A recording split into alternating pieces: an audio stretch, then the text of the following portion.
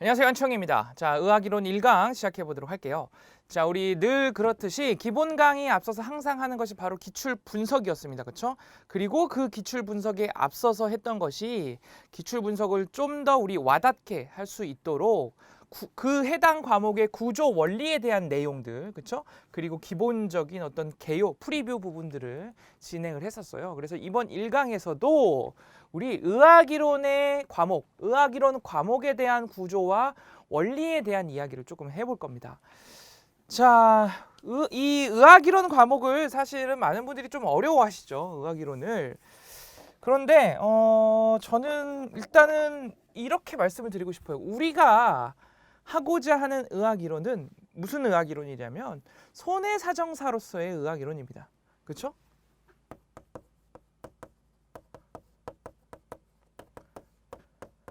의사로서의 의학 이론이 아니란 얘기죠. 그러면 우리가 집중해야 될 포인트가 전혀 다른 거예요.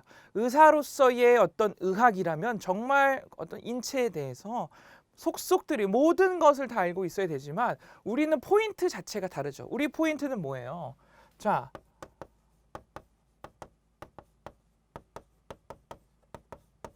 보험금이 청구가 됐습니다. 그렇죠? 그러면 우리가 하는 일은 그 보험금에 대해서 조사를 하고, 그렇죠? 이 상해에 대해서, 이 질병에 대해서, 뭐 이 치료비에 대해서 적당한지, 합당한지 조사를 하고 지급을 하는 역할을 하는 거죠. 그렇죠? 여기에 포인트가 있는 겁니다. 여기에. 자, 그러면 우리가 대할 때 여러분들이 만약에 손해사정사가 됐다. 그리고 나서 보험금 청구를 받았다. 그리고 내가 그것을 조사하고 심사하고 지급되기까지의 과정을 그대로 한번 생각해 보시면 됩니다. 자, 일단 청구를 받았으면 이 상해가, 이 질병이 어떻게 발생했느냐. 사고 발생 과정 아니면 상해나 질병의 원인, 여기에 대한 이야기를 하겠죠. 첫 번째로. 그렇죠? 여기에 대한 이야기를 할 겁니다. 자, 그리고 나서는 보험금 청구를 했을 때는 진단서와 함께 뭐 여러 가지들이 오죠. 그러면 그걸 보고 자, 다쳤습니다. 이런 과정을 통해서 어떤 다치거나 질병에 걸리면 여기서 피보험자가 청구하는 것이 맞는지, 해당 상해에 해당하는지 아니면 해당 질병에 해당하는지 등의 진단을 내리는 것이 중요해요. 그렇죠? 암 보험금은 암에 걸려야, 암 진단을 받아야 나가는 것이 암 보험금입니다. 그렇죠? 그러니까 어떤 명확하게 서류상으로 진단이라는 것이 확실하게 돼야 돼요. 그럼 이러한 진단은 어떠한 것들을 통해서 알 수 있어요? 어떠한 것들을, 어떤 환자의 증상, 임상적인 증상 다 뭐 직접 관찰하고 아니면 문진하고 이렇게 하는 과정, 그리고 여러 가지 검사들이 있죠. 뭐 영상 검사부터 시작해서 여러 가지 검사들을 통해서 진단을 내리는 겁니다. 진단을. 그렇죠? 그럼 이 과정이 굉장히 중요하겠죠. 여기서 진단이 되고 안 되고에 따라서 보험금이 지급이 되고 안 되고가 또 결정이 될 수 있으니까. 그래서 이 과정을 통해서 어떤 진단명이 결정이 됩니다. 진단명. 그렇죠? 그리고 이 진단명에는 코드가 있죠.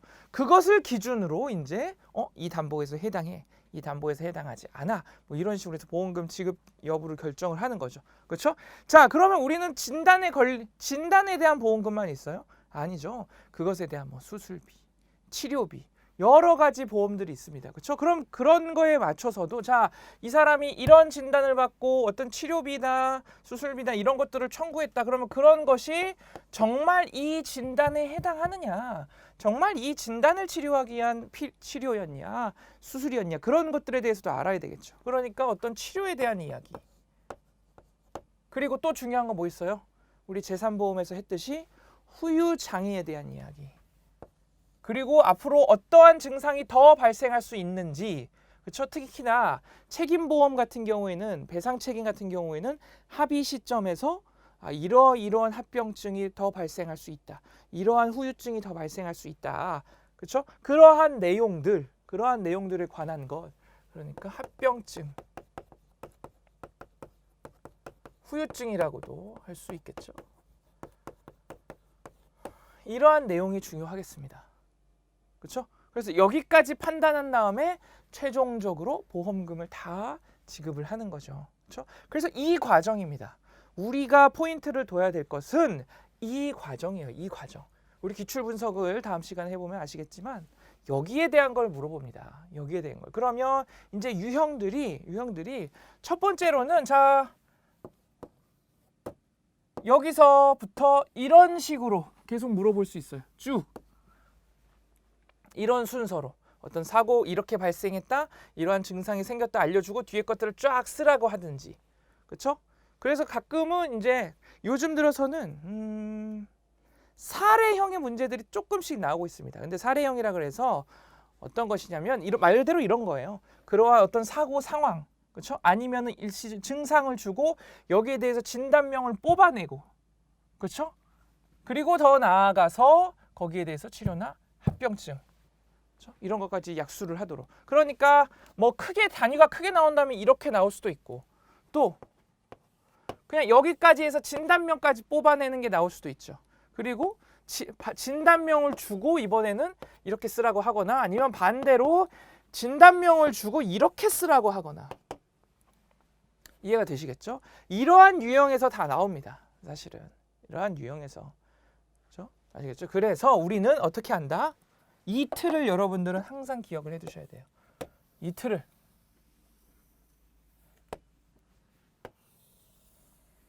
이 틀. 그래서 공부하실 때 이 틀 안에서 처음부터 생각하시고 내가 이 틀 안에서 답안을 작성해 본다 생각하시고, 그렇죠?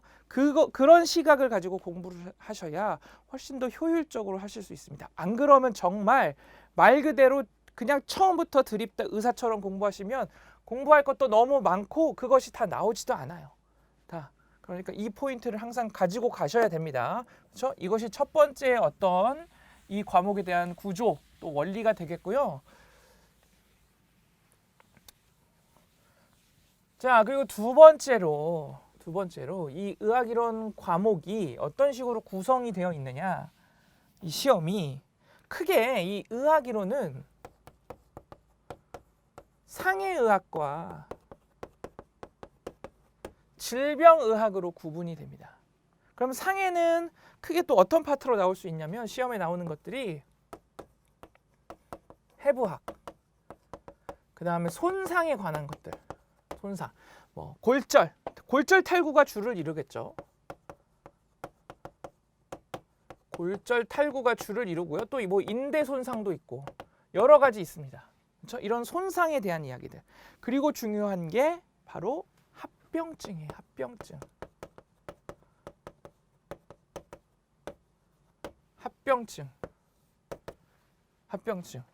그렇죠? 왜?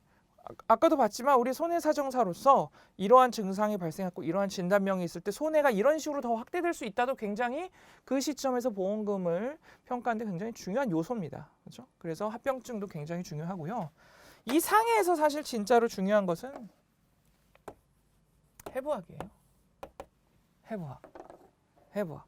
자, 이유는 뒤에 설명을 하고요. 질병에서는 크게 사실은 상해보다는 비중이 조금 적습니다. 그래서 질병에 대한 무슨 질병에 대한 무슨 질병 이렇게 약간은 단편적으로 이렇게 물어봐요. 그리고 또 하나 카테고리를 만들 수 있다면 암에 관한 부분입니다. 그래서 크게는 이런 식으로 구분이 돼요. 이런 식으로. 자, 그런데 제가 아까 해부학이 중요하다 그랬어요. 해부학이. 자, 제가 언제 한번 OT에서 했나요? 신체 손해사정사 OT에서 그랬나요?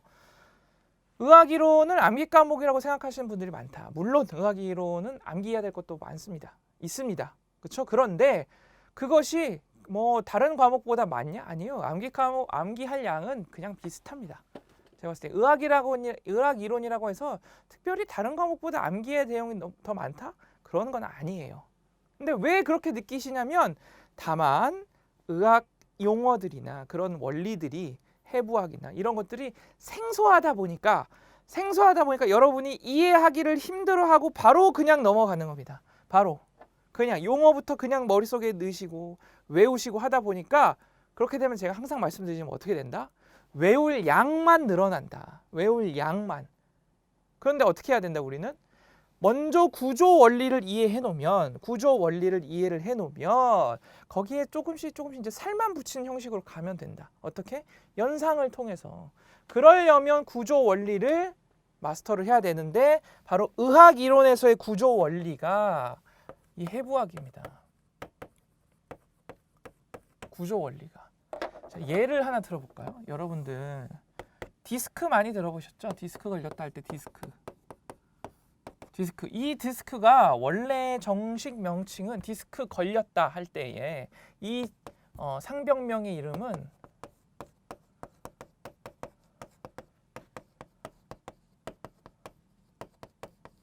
추간판 탈출증이에요. 추간판 탈출증. 자, 무슨 얘기냐? 우리 척추체를 보면 척추체가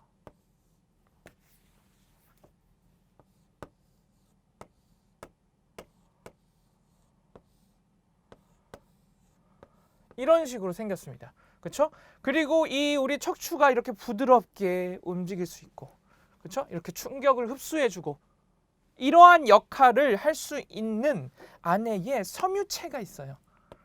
탄탄한 섬유체들이 이런 식으로 있습니다. 이것이 디스크예요. 이것을 디스크라고 해요. 디스크. 그리고 추간판입니다. 이게 추간판이고 곧 디스크예요. 그러니까 디스크가 탈출됐다는 거죠. 디스크가 걸렸다는 것은 디스크, 즉 추간판이 탈출됐다. 추간판이 탈출됐다는 얘기는 뭐냐면 자, 이게 탄탄한 섬유질이라 그랬죠. 섬유질. 근데 이 섬유질이 찢어지는 거예요. 찢어져서 안에 수액이 있습니다. 이제 수액. 이런 수액들이 쭉 흘러나오는 거죠. 이렇게. 이것이 추간판 탈출증이에요. 근데 이게 왜 문제가 되느냐? 왜 문제가 되냐면 보세요. 진짜 중요한 건 이겁니다. 우리 자, 척추, 등뼈 뒤로는 척수라는 게 흘러요. 척수. 근데 이 척수는 뇌에서부터 연결이 돼서 이렇게 등뼈를 타고 흐릅니다. 척수가. 근데 중요한 건 이 척수에 뭐가 있을까요, 여러분들? 뇌로부터 연결이 된대요. 뇌로부터. 척수는 한마디로 신경이 다니는 통로입니다. 고속도로예요. 대로. 신경이 다니는 대로예요. 대로. 그래서 뇌에서부터 모든 신경 줄기들이 여기로 싹 지나갑니다. 그래서 목에서는 신경이 이제 팔 쪽으로 가요. 팔 쪽으로. 그리고 이제 이 중간 부분 있죠? 흉추 쪽에서는 이제 뭐 내장이나 복부 쪽으로 가겠죠? 복부. 그리고 허리 쪽에서는 이제 하지로 뻗어갑니다. 신경이 하지로 척수를 타고. 자, 그런데 보세요. 만약에 추간판이 찢어져서 수액이 이렇게 나왔어요. 지금 흘러나왔습니다. 그럼 지금 어떤 형상이에요, 여러분들? 어떤 형상이에요? 아, 추간판 안에 있는 수액이 척수를 압박하고 있는 형상입니다. 그렇죠? 그럼 척수를 압박한다는 것은 무슨 얘기예요? 해당 신경을 압박하고 있다는 얘기예요. 해당 신경을. 자, 그러면 만약에 목 디스크가 걸렸다. 목 부분에서 이렇게 해당 신경을 압박하고 있다. 그러면 목에서 뻗어나가는 신경이 뭐라고요? 팔로 신경이 뻗어나간다 그랬죠. 그래서 여러분들 목 디스크가 걸리면 목이 아픈 것보다 팔이 저리고 팔의 감각 이상이 오는 겁니다. 그리고 허리 디스크 걸렸다라는 것은 허리가 직접적으로 아픈 게 아니라 허리로 뻗어나가는 신경, 즉 하지의 신경의 어떤 마비라든가 감각 이상이라든가 쩌릿쩌릿한 거 있죠. 저린 감각이라든가 그런 것들이 오는 게 추간판 탈출증이에요.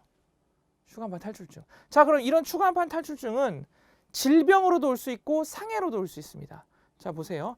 질병은 자, 탄탄한 섬유질이라고 했어요. 그렇다면 이것이 이제 노화가 될수록 이 탄탄함이 조금 줄어들겠죠.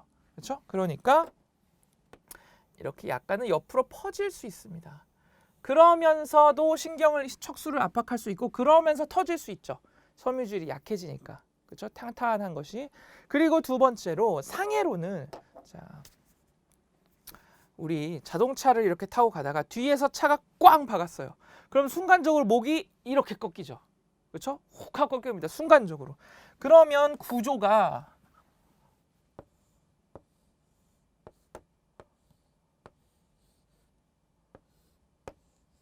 목이 이렇게 될 거예요. 그렇죠? 그러면 추간판이 어떻게 돼요? 이 추간판이 이런 식으로 됩니다. 그러면서 이 부분 있죠? 이 부분. 압박을 순간적으로 쫙 받는 부분. 여기가 찢어지는 거예요. 그래서 여기가 찢어지는 겁니다. 자, 똑같은 형상 뭐 있어요? 우리 물건 허리로 들어올리지 말라 그러죠. 허리로. 이렇게 들어올리다가 허리 삐끗해서 걸리는 것들 있죠. 허리 디스크. 그런 것도 어때요? 어떠한 굴곡이 된 상태에서 갑작스럽게 힘이 들어가면 이런 식으로 찢어질 수 있다는 거죠. 이게 이제 주 발생 원인입니다. 상해에 있어서는. 그렇죠? 자, 그러면 실무에서는 가장 논란이 되는 게 뭐겠어요? 실제적으로도 보세요. 이 추간판 탈출증은 우리 방금 아까 말한 사고, 즉 상해로도 생길 수가 있고 노화가 돼서 발생하는 질병으로도 생길 수 있습니다. 자, 그런데 내가 자동차 사고가 나서 의사에게 진단을 받았어요. 그래서 의사가 추간판 탈출증이다 라는 진단을 내렸습니다. 그렇죠? 그럼 우리 제3보험의 장애불림표에도 추간판 탈출증에 대한 그 지급률이 있죠. 그럼 거기에 따라서 뭐 예를 들어서 1,000만 원이 해당 보험금이 됐어요. 자, 그런데 보험회사가 이렇게 주장을 하는 겁니다. 근데 고객님께서는 나이도 있으시고 해서 이 지금 현상이 상해로 인한 것도 있을 수 있지만 과거부터도 이러한 상해가 발생할 수 있는 어떤 여지를 가지고 있을 수 있고 그리고 또 과거에도 이미 조금 발생한 상태일 수 있습니다라고 의견을 제시하는 거예요. 그래서 의사한테 장애진단서를 받을 때 거기에 대한 것을 물어봅니다. 그것이 뭐예요? 과거에 여기에 대해서 어떠한 증상이 있었습니까? 하는 것이 기왕증이죠. 기왕증. 그럼 전체 100% 중에서 만약에 의사가 전체 100% 중에서 이 환자는 기왕증이 과거에 추간판 탈출증에 대해서 30% 정도, 100%라 전체가 100%라면 30% 정도는 기존에 가지고 있던 증상이야라고 얘기를 한 겁니다. 그러면 이번 사고로 인한 것은 얼마가 돼요? 사고로 인한 것은 70%가 되죠. 이것을 이제 사고 기여율이라고 합니다. 자, 그럼 이런 식으로 진단서에 나와 버리면 여러분들 어떻게 하시겠어요? 이번 사고로 이것은 2,000만 원은 이제 상해 보험금입니다. 상해로 인한 보험금이에요.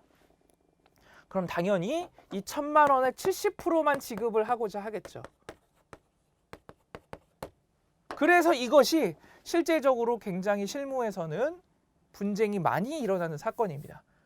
그렇죠? 기왕증과 사고 기여율에 대한 부분이 어떤 식으로 이 기왕증, 사고 기여율을 채정을 할 거냐 이런 것들이 실무에서 굉장히 많이 발생하는 거죠. 왜? 구조적으로 그럴 수밖에 없어요. 구조적으로. 태화에 의해서도 발생될 수 있는 질병에 의해서도 충분히 발생될 수 있고 특히나 요즘은 어때요?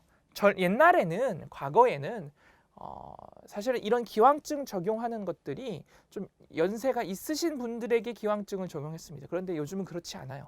실무하시는 분들은 아시겠지만 요즘에는 20대 중후반만 돼도 일단은 기왕증을 적용하고자 합니다. 왜? 실제적으로도 현대인들이 우리 학생들도 그렇죠. 어떤 자세라든가 그리고 어떤 현대인의 불규칙한 어떤 습관들, 안 좋은 습관들 이런 것들이 일찍부터 이렇게 척추 건강에 악영향을 미칠 수 있다. 그런 것들이 이제 주장이 되면서 그런 것들을 근거로 기왕증을 제시를 하는 거죠. 근데 구조적으로 그럴 수밖에 없죠. 그렇죠? 구조적으로. 자, 그렇다면 자, 이 추간판 탈출증으로 인한 치료는 어떻게 하면 되겠어요? 치료. 딱 보세요. 치료 어떻게 하면 돼요? 이거 제거하면 됩니다. 제거하는 방법은 뭐 있을까요? 만약에 증상이 심하지 않다. 그러면은 우리 가만히 이제 보존 치료하면서 허리 운동도 좀 하고 하면은 이 튀어나왔던 이 누출이 됐던 수액이 이제 마르겠죠. 그렇죠? 그러면서 이제 보존적 치료가 가능하고 또 심하다. 그럼 약물 치료. 더 심하다. 수술적 치료. 그렇죠? 이런 식으로 이제 가게 되겠죠. 그렇죠? 그리고 합병증은 뭐 있어요? 합병증 뭐 있어요? 여러분들 합병증. 후유증 뭐 있어요? 치료가 됐어도 여기가 이미 이제 손상이 된 겁니다. 그렇게 생각해 보세요. 그러면 해당 부분에 어떤 영구적인 아니면 한시 몇 년 동안의 신경 증상 등이 발생을 할 수가 있는 겁니다. 그래서 그 우리 장애분류표 보면 추간판 탈출 중에 어떤 이야기가 있어요? 추간판 탈출 중에 신경학적인 얘기가 있죠. 뭐 하지의 현저한 마비 소견 아니면 신경 척수 불안전 마비 소견, 그렇죠? 어떤 신경학 이상 소견, 신경 이상에 대한 소견들이 있죠. 그렇죠? 그것이 곧 후유장애이기 때문에 그게 왜 후유장애가 돼요? 이러한 구조가 있기 때문에 그렇습니다. 이러한 구조가 있으니까 이해가 되시겠죠? 이제 자 그래서 여러분들 이제 추간판 탈출증에 대해서 쓰라고 하면 충분히 다 쓰실 수 있어요.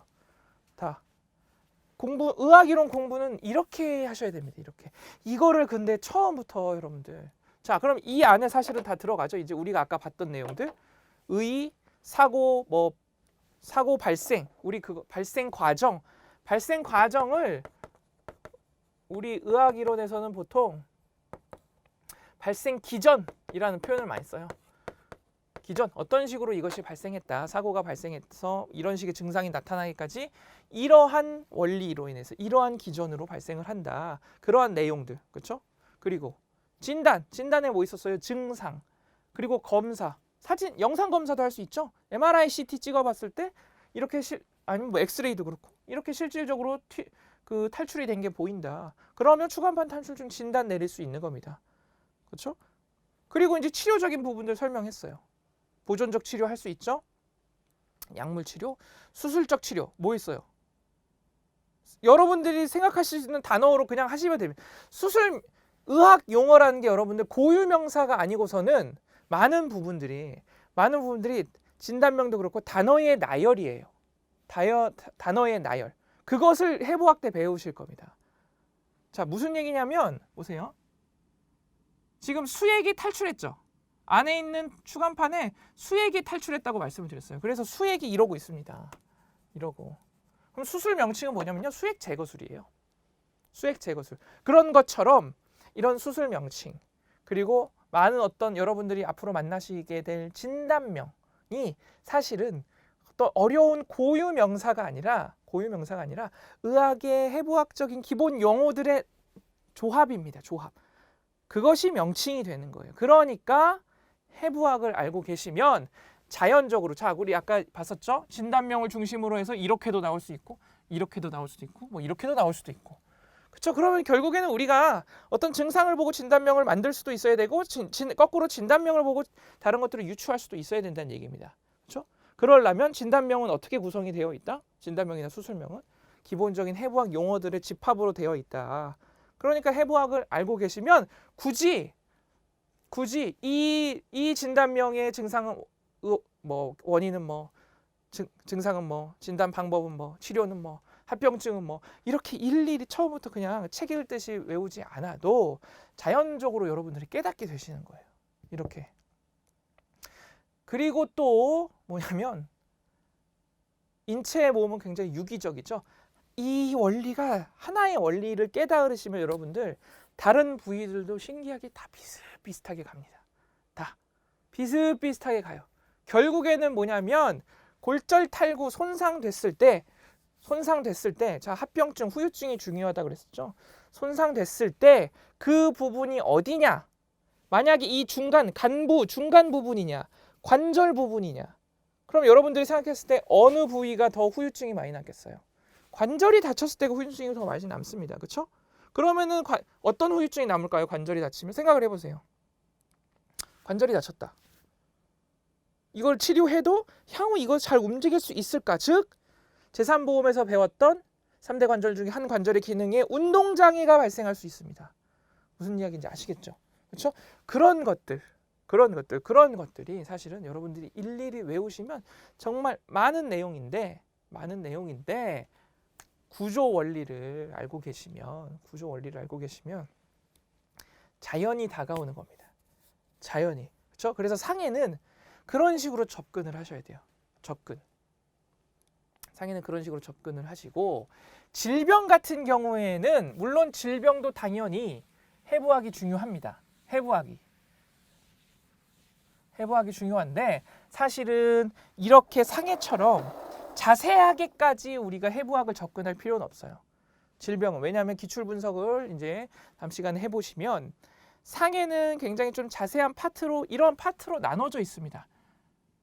출제되는 부분들이 카테고리가 이렇게 나눠져 있거든요. 근데 질병은 질병과 크게 암으로 나눌 수 있어요. 이것도 굳이 제가 구분을 한 겁니다.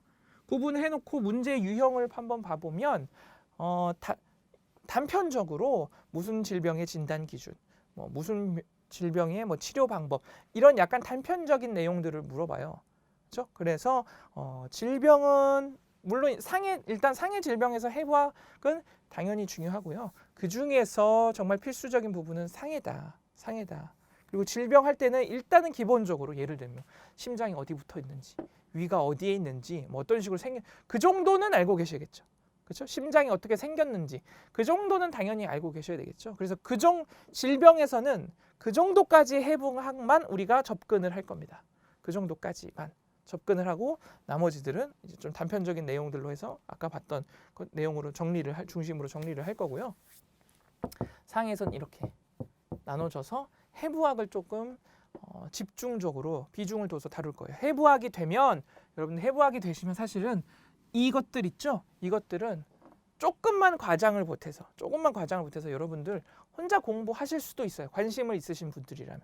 저도 의학이론을 처음 공부할 때 해부학 책만 한 2권을 샀던 것 같습니다. 물론 당연히 여러분 그러실 필요 없어요. 이것도 들으시고 나도 그러면 해부학 책 사야 되나? 그러실 필요 없습니다. 저는 그냥 개인적인 호기심에 의해서 그렇게 좀 공부를 했었고요. 워낙 저는 약간 성격이 이러한 구조 원리를 좀 호기심을 갖고 중요하게 생각하는 성격이라 제가 따로 그렇게 봤던 거예요. 공부를 했던 건데, 그러면서 경험을 했던 것은 그렇게 해서 한번 파악을 해놓으니까 사실은 우리 이제 여러분들이 만나게 되시는 어떤 교재들의 내용들이 사실은 이제 그 다 해부학을 그냥 카테고리만 나눠서 다시 정리하는 것에 불과하다는 얘기입니다. 그렇죠? 그래서 상해에서는 해부학 굉장히 중요하다라는 거 좀 말씀을 드리고요. 자, 그래서 우리 다음 시간에는 한마디로 해부학의 어떤 프리뷰, 해부학의 어떤 개요적인 내용들에 대한 이야기를 할 거예요. 그래야 이 부분에 대해서 한번 여러분들이 간단하게 필수적인 부분만 좀 들으셔야 기출 분석을 우리 들어갔을 때 이제 기출 문제들을 우리가 보게 되면 진단명들이 나오겠죠. 그렇죠? 진단명들이. 그래서 그 진단명을 보고 여러분들이 이제 이 진단명 여기가 닫혔네? 여기에 대한 내용들이 출제가 되네라는 것이 이제 눈에 보입니다. 그냥 이 상태에서 여러분들이 그냥 기출 분석 들어가시면 그냥 무슨 내용이지? 뭐가 나왔네? 이 정도까지 수준밖에 안 되세요. 그러다 보면 우리가 어떤 생각하는 그런 정말 과학적이고 통계적인 좀 심도 있는 기출 분석이 좀 어렵기 때문에 우리 다음 시간은 해부학의 프리뷰를 한번 진행을 하고 그 다음 시간에 이제 기출 분석으로 들어가도록 하겠습니다. 네, 이번 시간 내용 여기까지고요. 다음 시간에 또 이어가도록 하겠습니다.